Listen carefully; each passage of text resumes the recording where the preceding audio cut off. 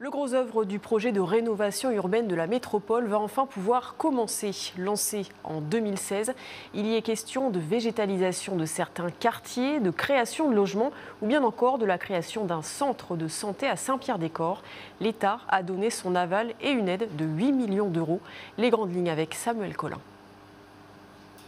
4 quartiers retenus, 21 000 habitants et un taux de pauvreté de 50% en moyenne. Le programme de renouvellement urbain, c'est des millions d'euros, 250 promis jusqu'en 2030. L'avenant signé concrétise une évolution des projets et de leurs subventions, 30 millions d'euros en plus, dont un quart abondé par l'État. À Tours, principal bénéficiaire de cette rallonge, le quartier Maryse-Bastier, avec la reconstruction du groupe scolaire pour 5 millions d'euros. Autre engagement, faire des alentours de la place Saint-Paul un parc habité, plus grand que celui des prébendes, selon l'adjoint au maire de Tours présent. À Jouer-les-Tours aussi, il est question de parc, en déplaçant le centre commercial de la Rabière. Le tram, c'est magnifique, sauf qu'on a fait une césure avec le marché du jeudi qui est le cœur du quartier.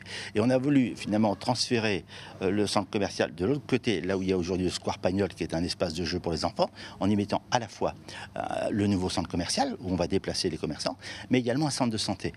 Un centre de santé comme il sera aussi créé à la Rabatterie. D'ailleurs, là aussi, le centre commercial devrait être déplacé pour laisser la place à un parc arboré.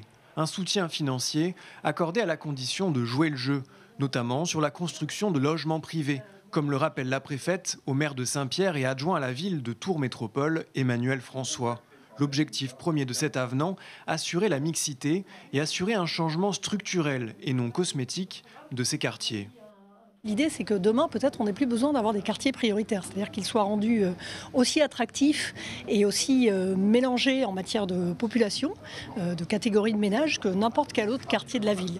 Concrètement, au Sanitas par exemple, le taux de logements sociaux devrait passer de 93 aujourd'hui à 70%, avec les démolitions d'immeubles et en favorisant l'habitat privé.